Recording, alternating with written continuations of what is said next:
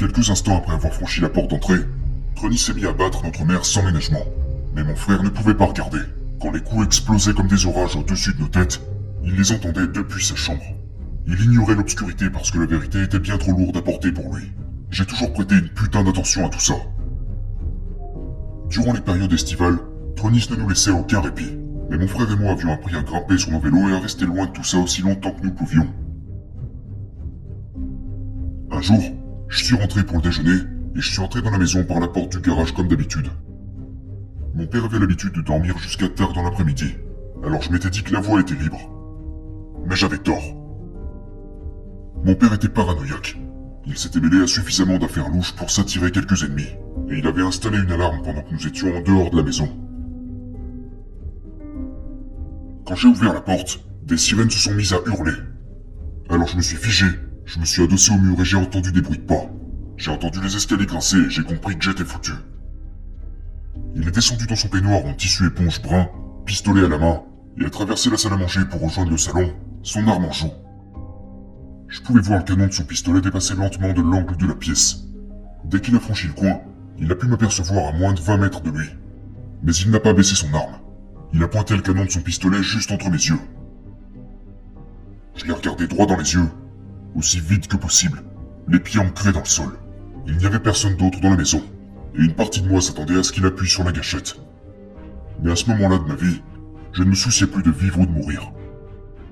J'étais un enfant de 8 ans épuisé, tout simplement fatigué d'être terrifié par mon père, et Skateland me menait aussi à bout.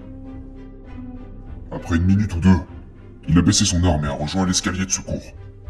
Il devenait alors évident que quelqu'un finirait par mourir sur la route Paradise.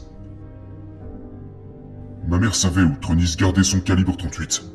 Certains jours, elle le chronométrait et le suivait en imaginant comment ça se passerait.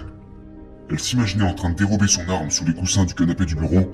Avant qu'il n'arrive, elle nous ramènerait plutôt à la maison, nous mettrait au lit et l'attendrait devant la porte d'entrée avec son arme à la main.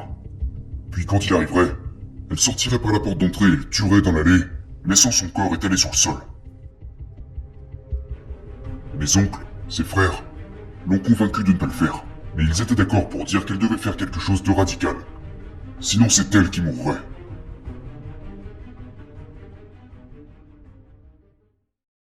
C'est une ancienne voisine qui lui a montré le chemin. Betty vivait en face de chez nous et après son déménagement, elles sont restées en contact. Betty avait 20 ans de plus que ma mère et la sagesse qui allait avec. Elle a encouragé ma mère à planifier son évasion des semaines à l'avance. La première étape était d'obtenir une carte de crédit à son nom. Cela signifiait qu'elle devait regagner la confiance de Tronis car elle avait besoin qu'il se porte caution. Betty a aussi rappelé à ma mère de garder leur amitié secrète. Alors pendant quelques semaines, Jackie a joué le grand jeu avec Tronis. Et elle l'a traité comme elle le faisait quand elle était une beauté de 19 ans avec des étoiles dans les yeux. Elle lui a fait croire qu'elle le vénérait à nouveau. Et quand elle lui a glissé une demande de carte de crédit, il lui a dit qu'il serait heureux de pouvoir lui offrir un peu de pouvoir d'achat.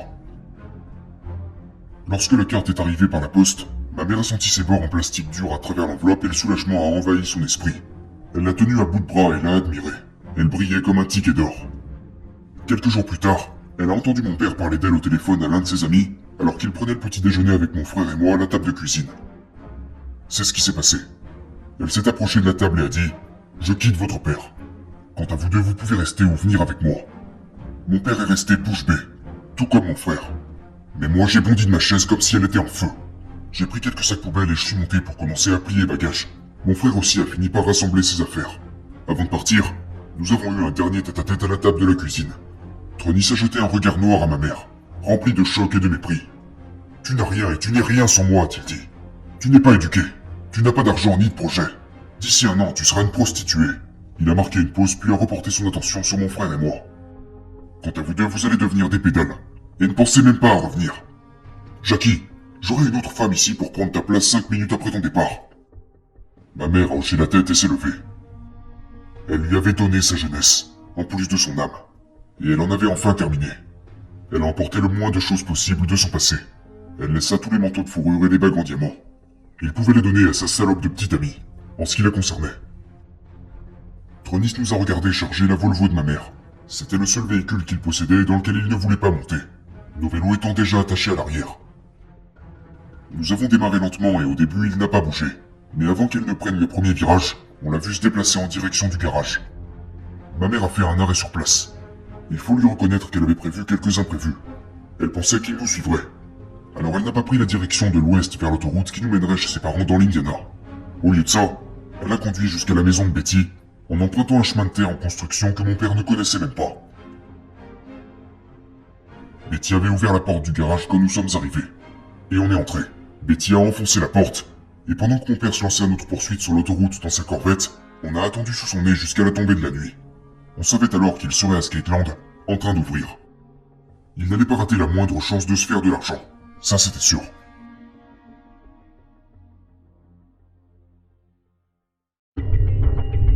Mais les choses ont commencé à mal tourner à environ 150 km de Buffalo, quand la vieille Volvo a commencé à brûler de l'huile. D'énormes panaches de gaz d'échappement noirâtre sortaient du pot d'échappement, et ma mère est entrée en mode panique. C'était comme si elle avait tout gardé pour elle. Enfouissant ses peurs au plus profond d'elle-même, les cachant sous un masque de sang-froid artificiel, jusqu'à ce qu'un obstacle surgisse et qu'elle s'effondre. Des larmes ont coulé sur son visage. « Mais qu'est-ce que je dois faire ?» a déclaré ma mère, les yeux remplis de larmes et la voix saccadée. Mon frère ne voulait pas partir, et il lui a dit de faire demi-tour. J'étais sur le siège passager. Puis ma mère m'a regardé fixement. « Qu'est-ce que je dois faire ?»« Maman, on doit y aller !» Alors elle a rejoint et s'est arrêtée à une station-service du coin au milieu de nulle part. Hystérique, elle s'est précipitée vers un téléphone public et a appelé Betty. « Je ne peux pas faire ça, Betty. La voiture est en panne, je dois faire demi-tour. »« Où êtes-vous » Betty a demandé calmement. « Je ne sais pas, » a répondu ma mère. « Je ne sais pas du tout où je suis. » Betty lui a dit de trouver un pompiste.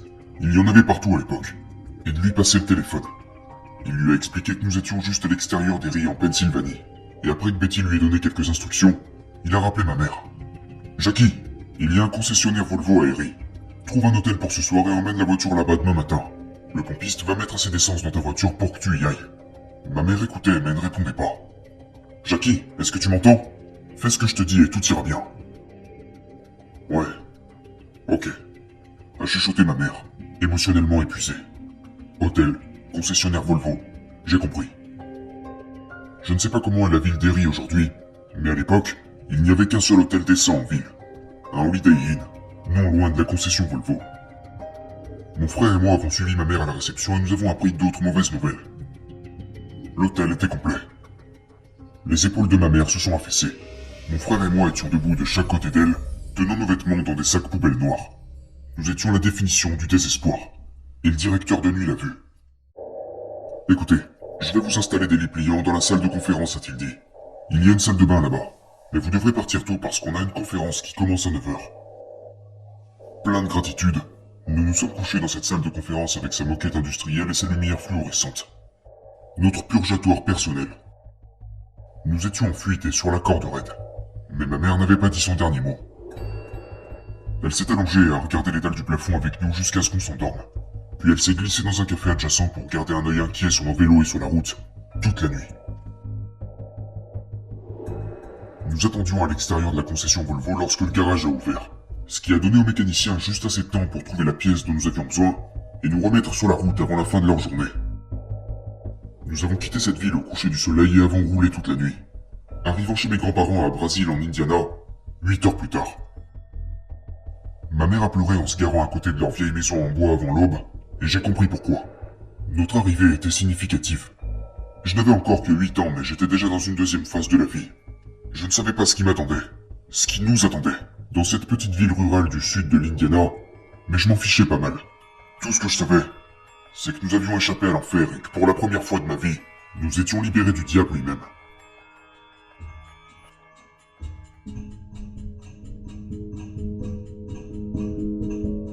Nous sommes restés chez mes grands-parents pendant les 6 mois suivants, et je me suis inscrit en CE1, pour la deuxième fois, dans une école catholique locale appelée Annunciation. J'étais le seul enfant de 8 ans en classe de CE1, mais aucun des autres